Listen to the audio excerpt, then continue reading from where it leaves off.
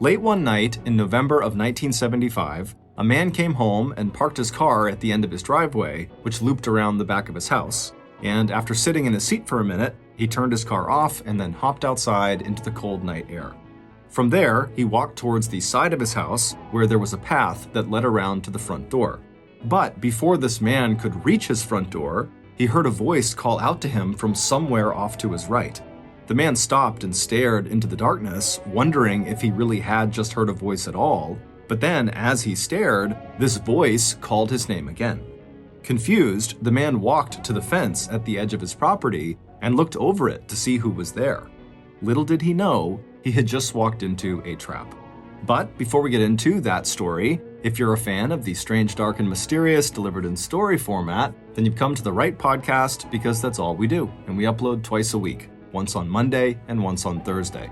So if that's of interest to you, please invite the 5-star review button to come along for a ride with you in your personal private airplane, but once you're up at altitude, without saying anything, put on the only parachute on board the craft and then jump out. Also, please subscribe to the Mr. Ballen Podcast wherever you listen to podcasts so you don't miss any of our weekly uploads. Okay, let's get into today's story.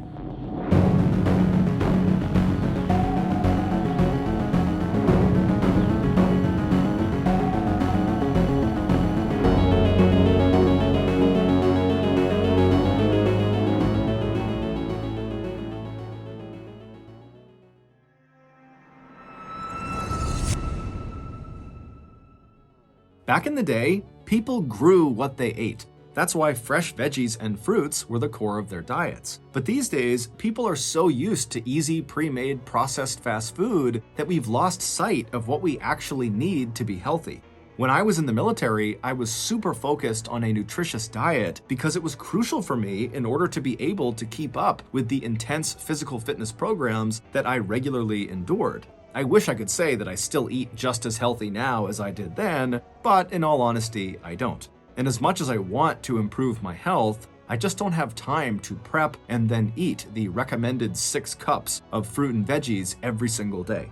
So I found an easier way to get my daily nutrition: Field of Greens. Field of Greens is jam-packed with a full spectrum of essential vegetables and fruits, plus science-backed herbs and prebiotics. Field of Greens gives me more energy, I feel healthier, and it's even helped me to lose weight. Now this is what I need to stay healthy.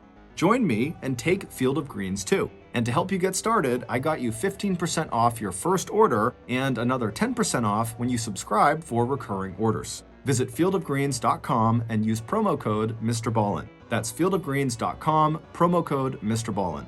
Field of Greens, promo code MrBallen.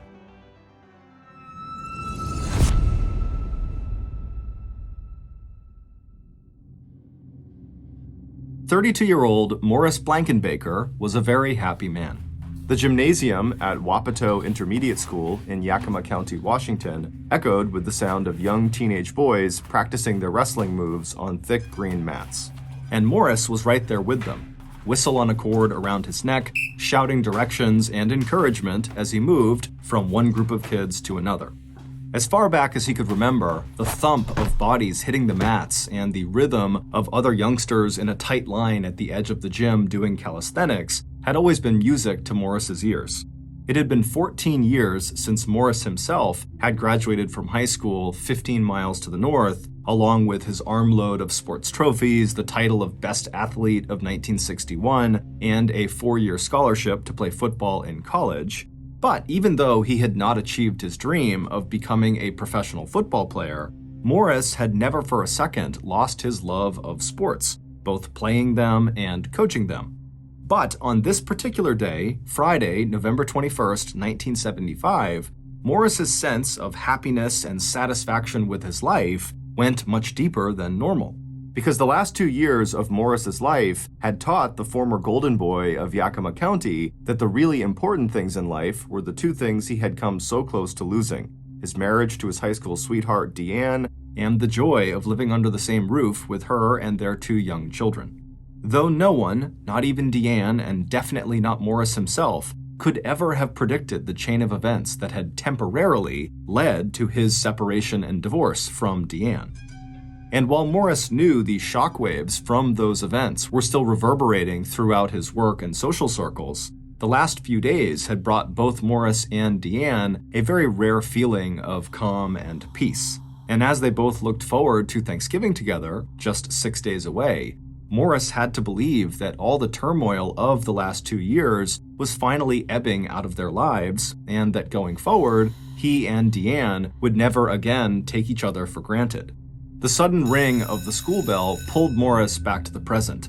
With a quick glance at the clock on the wall, he raised the whistle around his neck up to his mouth, and he blew 2 sharp blasts to signal the end of the practice. A moment later, and the boys were hauling their mats back to the hooks on the walls at either end of the gym. Hearing their respectful, "Thanks, coach," goodbyes, as the teenagers filed past him on their way into the locker room to change, Morris remembered an earlier scene from his own adolescence, and he felt a stab of pain. He had been just a few years older than these kids when he had first met his own favorite coach, Talmadge Glynn Moore, back in Davis High School 16 years ago. Known to everyone in Yakima County by his nickname, Gabby, and known to all the boys he had coached in everything from wrestling to track to football as just Coach, Gabby was one of Yakima's local celebrities. Ever since getting his first job coaching at Washington Junior High School back in 1958, Gabby had quickly moved up the career ladder, and by 1969, he'd made a name for himself as one of the most outstanding wrestling coaches in the entire country. And in 1972, at the very height of his career, Gabby had coached the David High School wrestling team all the way to first place in the Washington State Championships. But instead of accepting any offers to coach at the collegiate level, Gabby and his wife had chosen to stay in Yakima, a small agricultural town separated from the much larger city of Seattle to the north by the beautiful Cascade Mountain Range. And it wasn't just Gabby's coaching talent that had made him so popular in Yakima.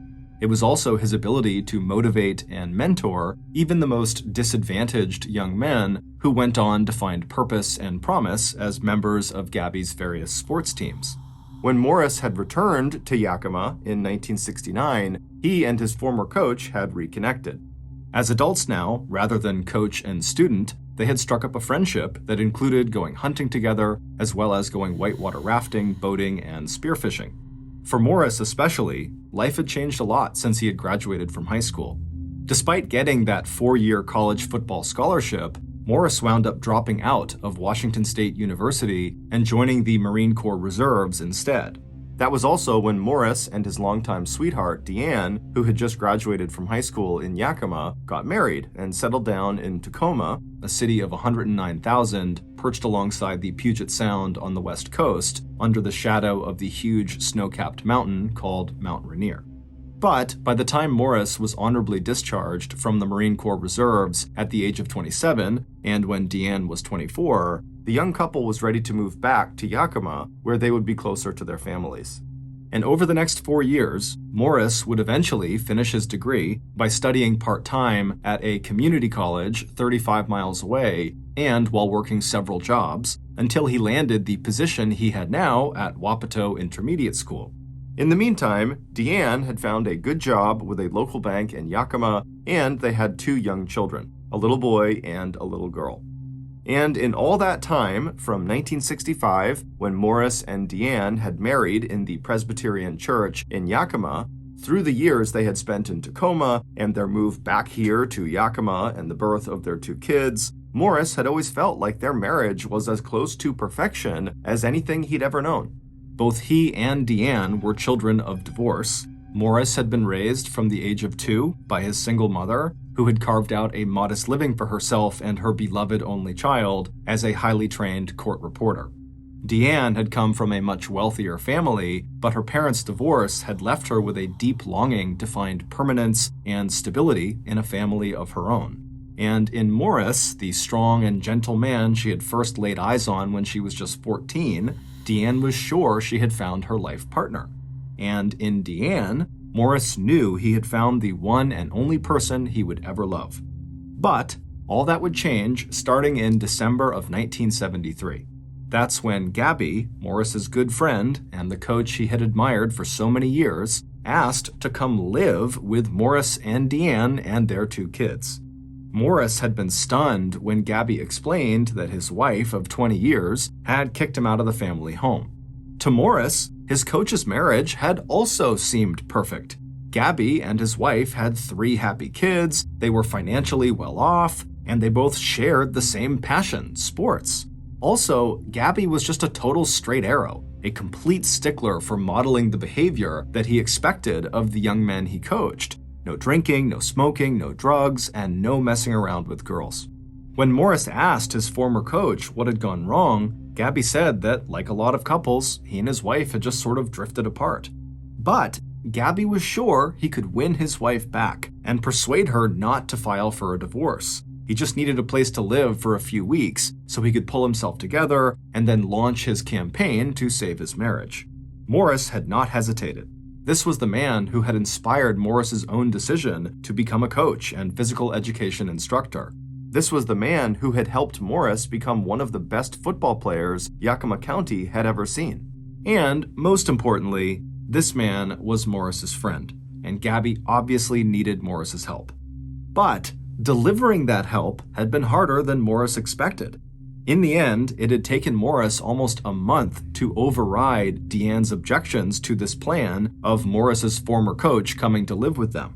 While Gabby had been one of Morris's friends, Deanne hardly even knew the 41-year-old wrestling coach, and her life was already hard enough. Money was tight, she was juggling a job and taking care of the kids. The last thing Deanne wanted was yet another person in the house that she would need to feed and clean up after. But by January of 1974, Deanne had finally agreed. Now, as Morris walked out of Wapato Intermediate School into the chilly, cloudy November afternoon, he wished he had listened to Deanne and found some other way to help his old coach. Getting into his car in the school parking lot, Morris glanced again at his watch. Deanne was working at the bank until about 6 that evening, so Morris would have the afternoon with their kids before they all ate dinner together, and then Morris headed off to his second job as a bouncer at a local tavern in Yakima called the Lion's Share.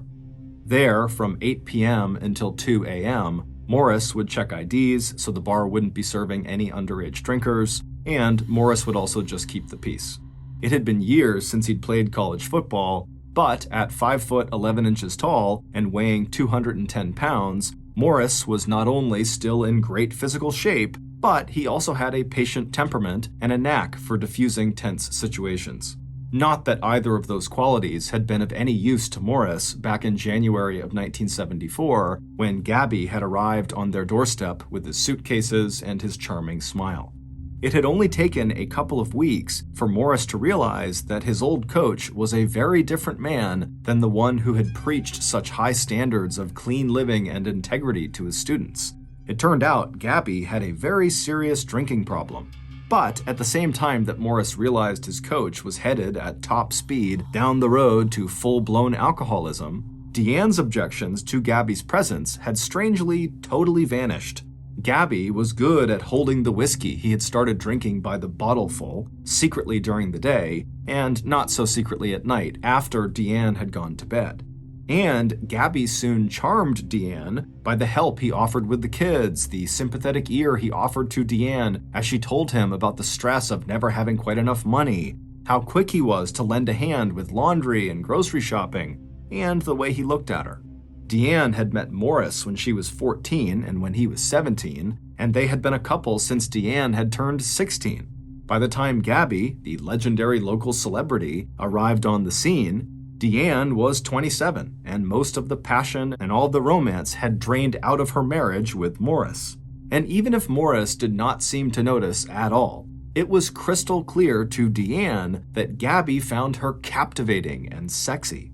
So when Gabby taught Deanne how to drive his late-model golden brown MG sports car, and their hands happened to touch as Gabby showed her how to use the stick shift, Deanne welcomed the thrill and sense of excitement she felt. It didn't take long for Gabby to forget any plans he had made to win back his wife of 20 years. Instead, he could hardly wait for his divorce to become final. And it took Deanne just 2.5 months of knowing Gabby to trade Morris's steadfast devotion and predictability for Gabby's promises of a beautiful house in the best part of town and a daring and exciting love life. So, just halfway through April, when the Yakima County apple orchards were starting to bloom, and just 10 weeks after Gabby had first arrived on the Blankenbaker's doorstep, Deanne left her husband of 9 years and moved in with his former coach and trusted friend, Gabby. Gabby had recently left the Blankenbaker residence and got a place of his own. Deanne took Morris's 2 young children with her to the new house, where Gabby's own 3 children were regular visitors. As Morris pulled his car into the driveway of his home at 210 North 6th Street, he remembered the total shock he had felt when Deanne had told him she was leaving. Morris had been so busy working and so focused on the ways in which his old coach seemed to be falling apart in front of his eyes that he had been completely blind to the betrayal that was taking place right under his nose. Unlike Deanne, Morris had discovered why Gabby's wife had kicked Gabby out in the first place. Gabby had apparently become totally obsessed with his wife, and that obsession drove him to become paranoid that she was being unfaithful. Fed up with Gabby's accusations and his increasingly controlling behavior, his wife had ended their relationship, kicked him out of the house, and started a new life on her own. Looking back, Morris wished he had told Deanne about that side of Gabby. But at the time, given his wife's initial objections to Gabby coming and staying with them, Morris had not wanted to pile on and make his old friend look even worse in Deanne's eyes. Even through his shock and hurt when Deanne told him about her affair with Gabby, Morris couldn't help but think that Deanne's decision to leave was so impulsive and sudden that maybe someday she would change her mind and come back to him. So instead of losing his temper and destroying whatever feelings he and Deanne had left for one another, Morris had dug deep into his soul and told his wife that no matter what happened, he loved her and he would always be there for her. But once Deanne and the children had gone, Morris was totally devastated. And when Deanne and Gabby had announced they were going to get married on September 14th, 1974, just 3 months after Deanne officially divorced Morris, and just 9 months after Gabby had first moved in with the Blankenbakers, Morris promptly packed up his stuff and moved to Hawaii. 4 months later, though, Morris was back in Yakima. He just couldn't stand to be that far away from his 2 kids and from his mother Olive, who had just been through an illness serious enough that she had wound up in the hospital. Once back in town, Morris began picking up the pieces of his life. That's when he bought the 4-bedroom house at North and 6th Street and rented out rooms to some of his friends to help pay for the mortgage. And in the meantime, Deanne's storybook romance with the man who was 14 years her senior had already begun to fall apart. Once Gabby and Deanne were living together, Gabby did not try to hide his drinking, and Deanne was horrified as her new husband knocked off an entire 5th of whiskey at least 3 or 4 nights a week, sometimes locking Deanne out of the house and screaming accusations that she was seeing other men. After 3 separations from Gabby, the longest lasting 2 weeks, Deanne had had enough, and in July of 1975, 10 months after getting married to Gabby, Deanne was filing for her 2nd divorce. And this time, when she left her dream home on the better side of Yakima, Deanne took her kids straight back to her ex-husband Morris and his much less glamorous wooden frame house on North and 6th that was separated by just a little alleyway from a hodgepodge assortment of apartments and 2 family homes. Even as Morris and Deanne made plans to remarry as soon as Deanne's divorce from Gabby was finalized, Deanne dropped Gabby's last name, trading Moore for Blankenbaker. As Morris let himself into the house he now shared again with Deanne and his 2 kids, he told himself that he should have known that his old coach, competitive to the bone, would not let Deanne go without a fight. But what neither Deanne nor Morris had expected was the intensity of Gabby's anger and jealousy when Deanne left him to go back to Morris. Just a week earlier, in mid-November, while Morris had been working at the Lion's Share, he'd received a terrified phone call from Deanne telling him that Gabby had let himself into their house through an unlocked door, and he was now at the door of the master bedroom where Deanne had been sleeping. Deanne had heard someone inside the house and had had just enough time to lock the bedroom door before Gabby arrived and started pounding on the door, begging Deanne to take him back and threatening to kick the door down. Morris had grabbed one of his good friends who was at the tavern, and the two of them jumped into Morris's car and they drove at high speed from the lion's share back to Morris's house.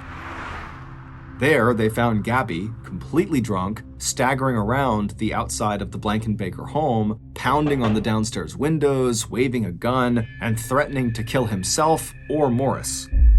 The friend that Morris had brought with him from the lion's share, Joey Watkins, another former student of Coach Gabby's, expected a fight between these two men. He was also stunned at the change in his former coach, who had always lectured everyone about self-control and the importance of staying away from alcohol. But instead of busting Gabby in the mouth, Morris went up to his old coach and talked to him quietly, getting him to stow the gun, get back into his car, and go back to the apartment that Gabby now shared with his 16-year-old son, Mike. To Joey, Morris had just shrugged his shoulders and said, "I could have hit him, but he was my coach too. I just can't do it." There was also another bond between Morris and Coach Gabby. Morris had once saved his coach's life. On one of the river trips that Gabby and Morris used to take together, their boat had capsized and both men had been pulled underwater by a deep current. Morris made it to the surface, but Gabby had been caught underwater in a tangle of vines and roots near the Yakima riverbank. Always an excellent swimmer, Morris had managed to dive down and free Gabby's legs and bring his former coach safely back to land, where Gabby coughed up the water in his lungs that had come so close to killing him. This event was yet another reason why Gabby's later betrayal in starting an affair with Morris's wife had hurt Morris so deeply. But it had also given Morris a sense that on some level he had assumed a kind of responsibility for this man, whose life was so obviously coming completely undone. And besides, not long after that night when Morris had confronted Gabby out in the yard, it seemed like Gabby had finally gotten the message and was leaving Morris and Deanne alone. Starting on November 18th, neither Morris nor Deanne had seen or heard from Gabby. And that was when Deanne and Morris had finally begun to feel that both the turmoil and the gossip around Deanne divorcing two different husbands in less than a year and a half was actually over. With that final thought, Morris turned his full attention back to his children.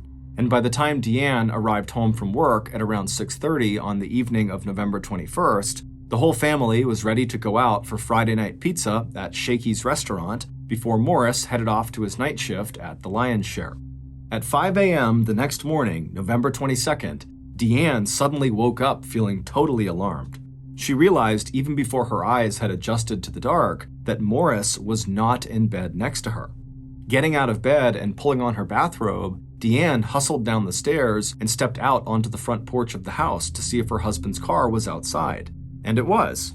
Morris always parked at the end of their driveway that sort of wrapped around the back of the house, and so Deanne had walked over to the far side of their front porch and looked back in that direction, and she saw his car. Wondering if her husband had just fallen asleep in his car after coming home very late from his shift at the lion's share, Deanne walked down the porch steps and took a left and walked around the house towards the back, where she peered inside of her husband's car, but Morris was not inside. Puzzled, Deanne retraced her steps back to the front of the house, and then after going inside, she put on her contact lenses and then began searching every room of the house for Morris. But after searching every room, it was clear Morris was not inside. So, grabbing the collar of the family dog, Deanne went back outside, and this time, after going down the front porch steps onto the front lawn, she turned right and walked around that side of the house to reach the backyard. This side of the house, which was the left side if you were facing the house from the street, butted up against an alleyway.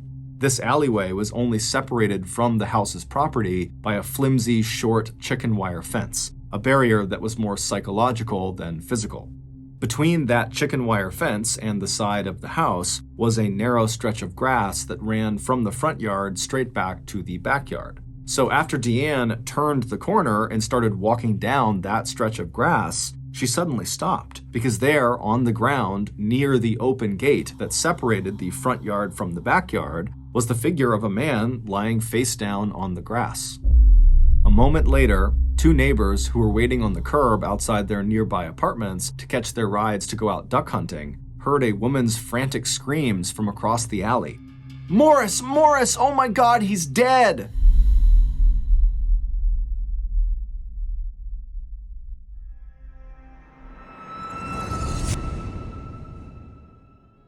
When I was just 17 years old, I began my freshman year at the University of Massachusetts in Amherst, Massachusetts. And for 4 years, I worked my tail off and earned straight A's and was actually named the class valedictorian. No, actually, I failed literally every class but one during that first semester because I didn't go to any classes. Instead, I just sat in my dorm room all day long, eating buffalo chicken calzones and playing video games. That semester, I also got written up for bad behavior so many times that I was permanently kicked out of the dorms. And after participating in a huge riot on campus, I was nearly expelled. So, at the conclusion of that first semester, I had to withdraw from the school and get a job and live in my mom's basement. So, the moral of the story is, I played a hell of a lot of video games in college. So I think I know a thing or two about gaming. And the game that I'm blowing off all my current life responsibilities to play is Best Fiends. Best Fiends is a casual mobile puzzle game that is totally free to download. And I don't mean to brag, but I'm already on level 99 out of over 7,000 levels. So if you want to tap into this wild ride that I'm on, which boils down to looking at your screen and slapping a few blocks together and then zinging them at menacing slugs, then Best Fiends is for you. And with over 100 million downloads, I can't be the only one obsessed with this game.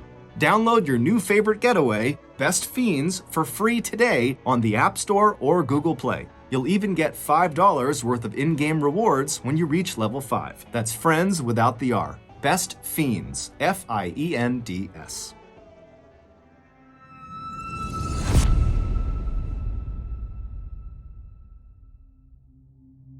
By 5:25 a.m., Yakima police and medical personnel had already started arriving at the scene, lining up out front of the house on 210 North and 6th Street.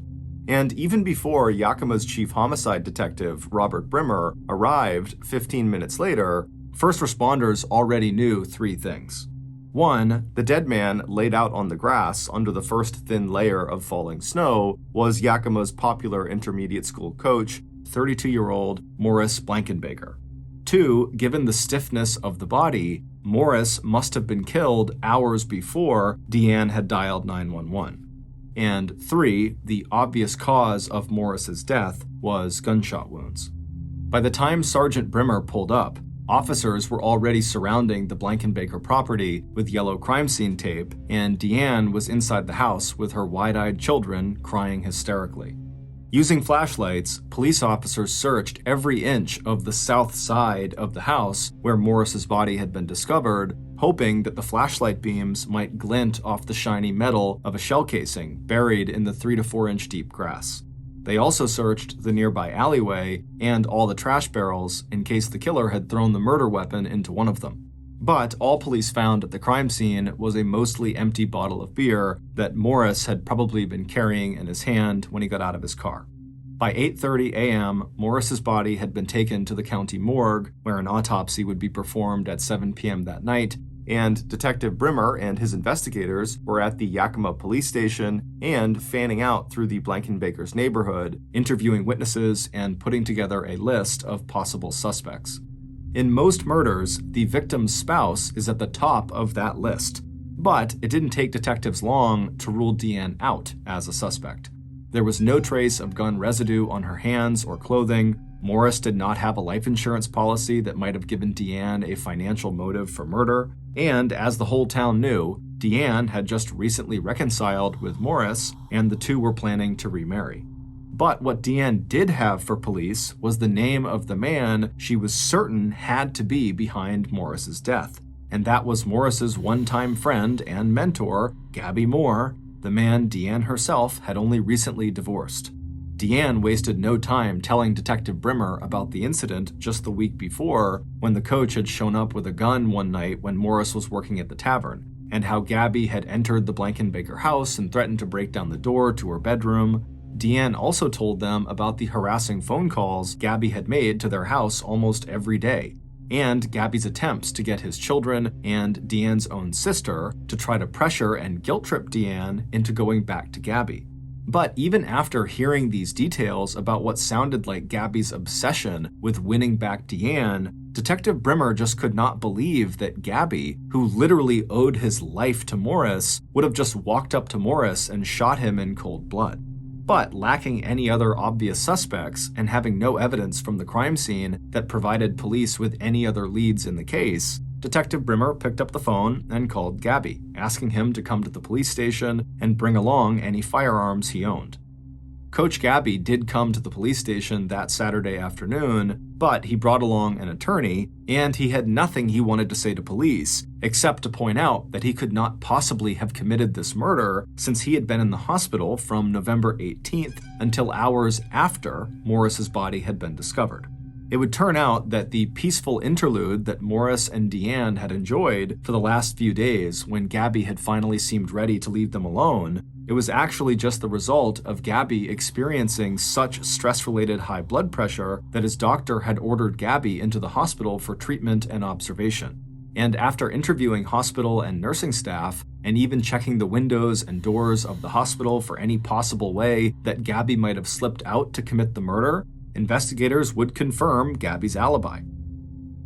Over the next 3 weeks, police worked every possible lead and motive in the homicide case. They investigated any arguments Morris may have had with customers at the Lion's Share, arguments he might have had with parents, with students, or other teachers at the middle school where Morris worked, and every single one of those avenues led nowhere. Meanwhile, now that Gabby was out of the hospital, he picked up right where he had left off, trying to win Deanne back. He called her almost every day, and any time one of Gabby's friends, or a student on one of his teams, or a fellow coach or teacher stopped by to visit, the coach seemed oblivious to Morris's murder. Instead, all he could talk about was how much he missed Deanne and how much he wanted and needed her back. By early December, Gabby's drinking had gotten so bad that even the efforts of his assistant coach to cover for Gabby's failure to show up for practices and even meets were just not enough.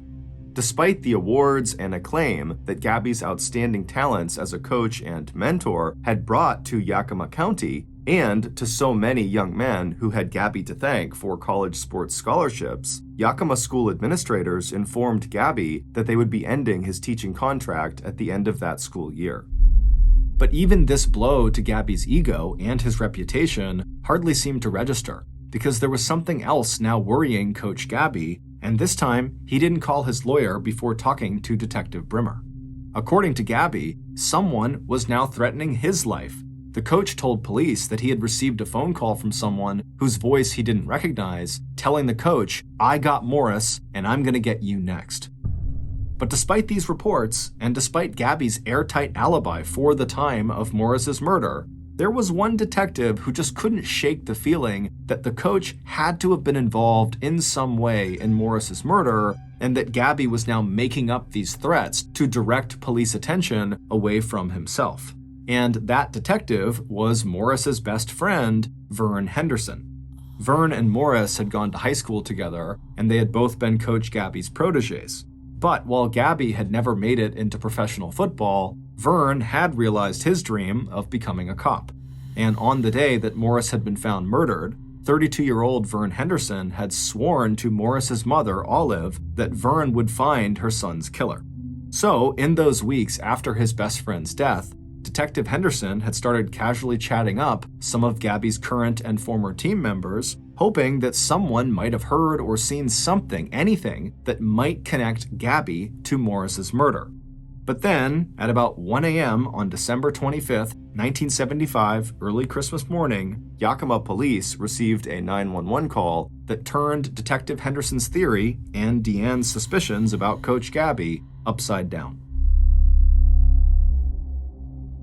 At about 8 p.m. on Christmas Eve, Coach Gabby's 16-year-old son, Mike, said goodbye to his father before leaving to join his girlfriend's family for a Christmas Eve dinner.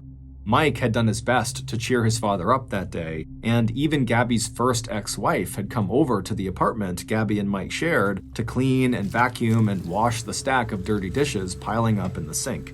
And later that evening, right through to 12:15 a.m., Other people who cared about Gabby, his daughter and the same doctor who had ordered Gabby into the hospital just a month ago, all called to check in and see how Gabby was managing over the holidays.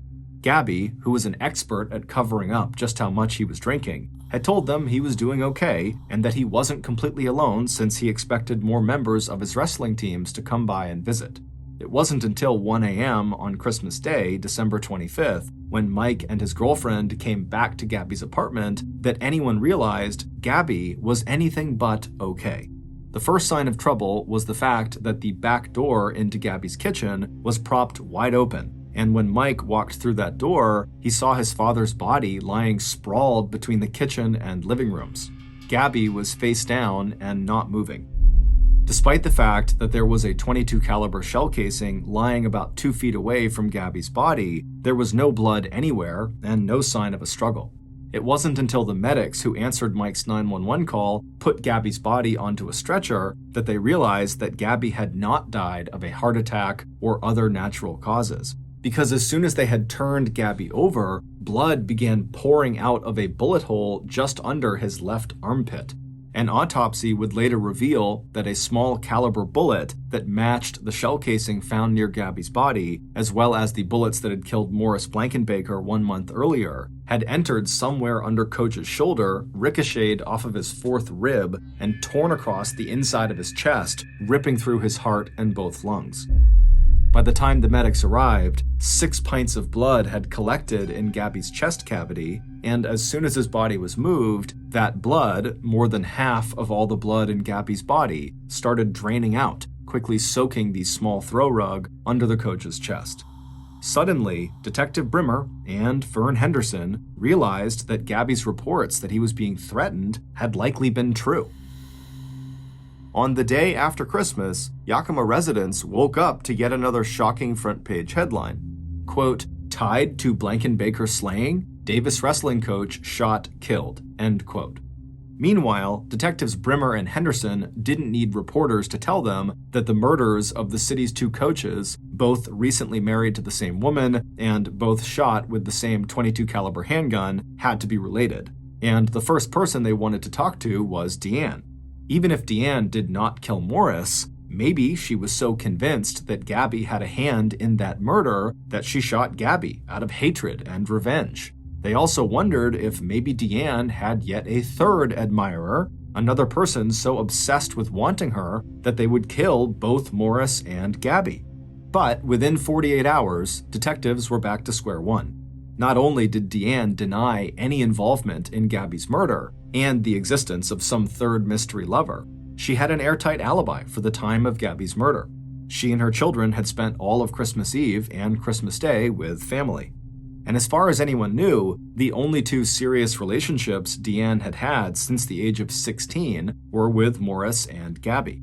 Now investigators were back to their original theory that revolved around a single killer who may or may not have been known and trusted by both victims.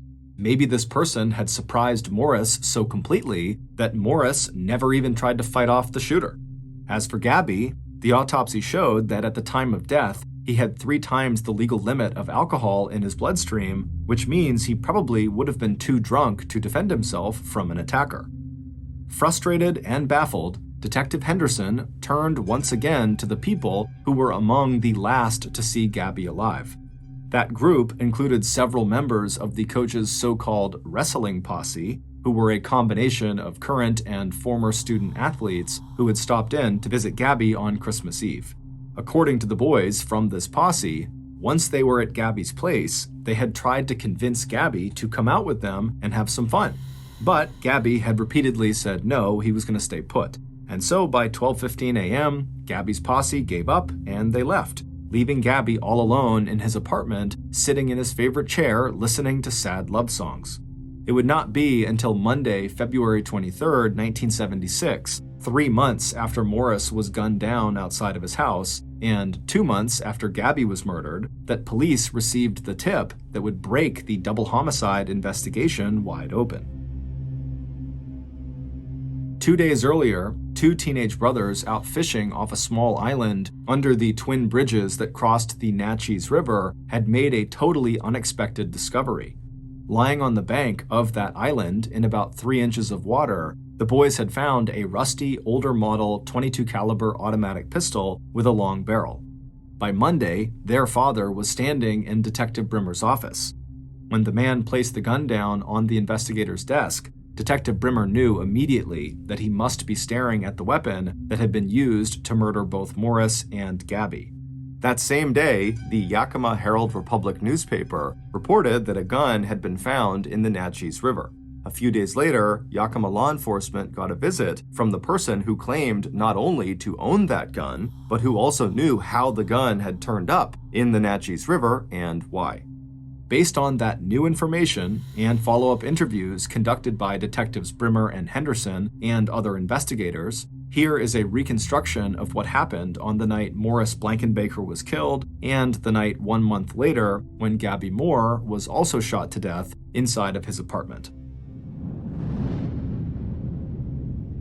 It would turn out that Coach Gabby had spent a lot of time talking to a lot of people about how horrible his life had become since Deanne had left him to go back to her first husband, Morris Blankenbaker. And one of those people was listening very carefully to what Gabby had to say. After this person approached Gabby and asked if there was any way to help, Gabby said, actually, yes, there is a way. And by mid-November, Gabby had outlined for this person an entire plan that he felt sure would result in Deanne taking him back. And on the evening of November 21st, when Gabby was in the hospital being treated for the repeated nosebleeds that were a result of his high blood pressure, he decided to put this plan into action. At about 7 p.m., the coach got out of his hospital bed and walked down the corridor to the payphone near the visitor's lobby. He placed one call and then went straight back to his room. 7 hours later, Morris arrived home from his shift as a bouncer at the Lion's Share Tavern. After parking his car in its usual place on the driveway behind his house, Morris sat in the driver's seat for a few minutes, enjoying the bottle of beer that he'd brought with him from work. Looking up at the upstairs windows of his house, he thought of the Thanksgiving that he and Deanne would share together with their kids next week. Suddenly, he was just eager to get inside and slip into bed and hold Deanne tightly in his arms. So he turned off the engine and dropped the car keys onto the floor in front of the passenger seat, and then he got out and closed the driver's side door behind him and began walking toward the front of the house. To get there, he walked alongside the south side of the house, the same side of the house that was closest to that alleyway separated from his property only by a short chicken wire fence. When Morris reached the little gate on his property on the south side of his house that separated his backyard from his front yard, he was about to walk through that gate when he heard a voice off to his right somewhere in the alleyway calling out his name. Morris stopped where he was and turned with the beer bottle still in his hand and stared out at the alleyway to see if someone was actually there or if he had just imagined someone calling his name. But sure enough, when he looked at the alleyway, standing there was someone he knew well. Before Morris could react to them, this person told Morris that they had actually just run out of gas, and they gestured toward the end of the alleyway, kind of beckoning Morris to come over and help them. As Morris stepped closer to the chicken wire fence to look down the alleyway toward this person's car, the person in the alleyway raised a hidden pistol, aimed it directly at Morris's face, and fired.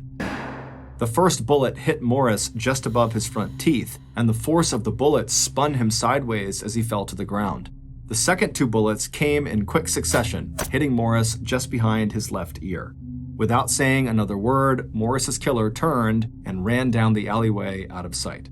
One of the Blankenbaker's neighbors would later tell police that at about 2:10 a.m. on November 22nd, she'd heard what she thought were firecrackers and then the sound of someone in heavy shoes running past her ground floor window. 1 month later, and Gabby was more desperate than ever. His plan to eliminate his rival, Morris, had succeeded, but instead of delivering Deanne back into Gabby's arms, Deanne wanted nothing to do with Gabby. And despite his alibi, Deanne kept telling police that she believed Gabby must have been involved in Morris's murder. And neither Deanne nor investigators seemed to take Gabby's story about him being threatened by the supposed killer all that seriously. So Gabby hatched another, even more complicated plan. And in the first hour of Christmas morning, Gabby was ready to put that plan into effect. By that time, in the first hour of Christmas morning, all the student wrestlers who had dropped by to check on Gabby and to see if he wanted to go out with them that night, the so-called wrestling posse, they had gone. But Gabby knew that one of his visitors would come back. And when that person did arrive, everything would be in place, and Gabby himself would be physically ready for what lay ahead. He had actually been preparing for this moment all evening, all by steadily drinking so much alcohol that he was sure he would hardly feel any pain from what was about to happen. When Gabby's visitor arrived at the coach's house a few minutes later, the two men talked briefly to one another, and then Gabby made his final preparations. Taking the telephone receiver off its hook, he placed it on the living room floor so that it would be easier to reach when he needed to dial 911. And then he went over the plan one more time with Morris's killer, telling him exactly where to aim so when the bullet hit Gabby in the shoulder, it would pass right through him without hitting any critical organs. Gabby was sure that once the public discovered that he himself had been the victim of attempted murder, the police and Deanne would no longer suspect him in Morris's murder. And Gabby was sure that seeing how close he had come to death would reawaken Deanne's love for him. And then, finally, Gabby maneuvered his body into place. Getting down on his hands and knees on the floor, he assumed a wrestling position known as the referee position. And when the gunman, the most brilliant high school wrestler Gabby Moore had ever coached, just stood there, maybe 7 feet away from Gabby, looking like he might refuse to go through with this after all, Gabby turned to look at him and started repeating one word over and over again. Shoot, shoot, shoot. But just as the young man raised the pistol and finally pulled the trigger, Gabby, too drunk to hold the referee position, lost his balance and started to fall to the side, exposing the area under his left armpit. And instead of the bullet passing cleanly through Gabby's shoulder, the small .22 caliber round ricocheted off one of his ribs and started tumbling through his chest cavity, literally ripping apart his lungs and his heart. It wouldn't be until he heard the news report on Christmas Day that Gabby's accomplice would realize that instead of wounding his coach as planned, the single bullet the young man had fired had actually killed his beloved mentor and friend. It would turn out that the man who killed both Morris and Gabby was Gabby's assistant wrestling coach, a 22-year-old college student named Angelo Pleasant, who went by the nickname Tuffy. Early in the summer of 1975, Tuffy had come back to Yakima to ask his former high school coach if Gabby could help him get the extra credits Tuffy needed in order to get his degree in physical education at Central Washington College in nearby Ellensburg. Gabby was more than happy to pull some strings and offer Tuffy a job as Gabby's assistant wrestling coach. Tuffy, who worshipped his former coach, was deeply upset by the obvious distress Gabby felt over the loss of Deanne. Although he wanted to help Gabby and even asked Gabby, what can I do?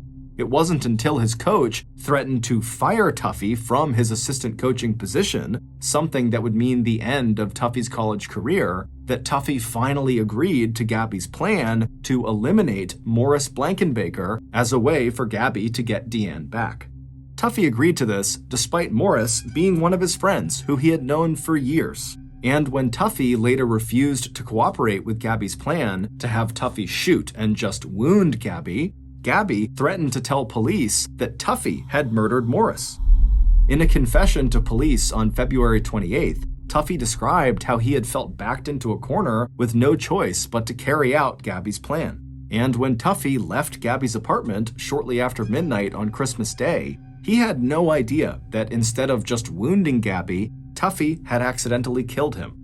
Tuffy didn't even pause after firing that fatal shot. Instead, he had immediately ran out of the apartment and gone to his cousin's house to return the .22 caliber automatic pistol to her. When Tuffy's cousin, Loretta Scott, read about Gabby's death in the newspaper a few hours later, she panicked. She worried that Tuffy may have used her gun to commit these two homicides that were now obviously linked through this gun, and that gun would be traced back to her. So, on December 26, 1975, the day after Christmas, Loretta and her brother drove to the Twin Bridges over the Natchez River and threw the pistol into the water. They had no way of knowing that instead of the gun sinking to the bottom of the river, where it never would have been found, the gun landed on a small island temporarily submerged by the runoff from winter snow and rain.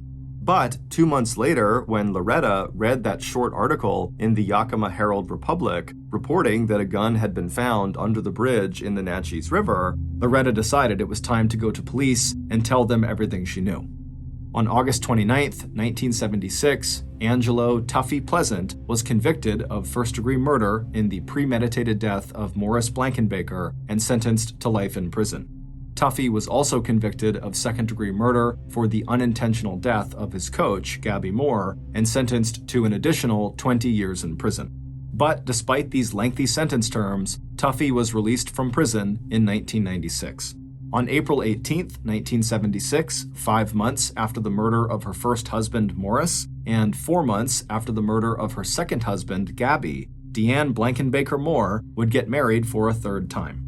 This time, the petite brunette with the big dark eyes and soft voice would choose one of the pallbearers who had helped carry Morris's casket down the church aisle at Morris's funeral service less than a half a year earlier.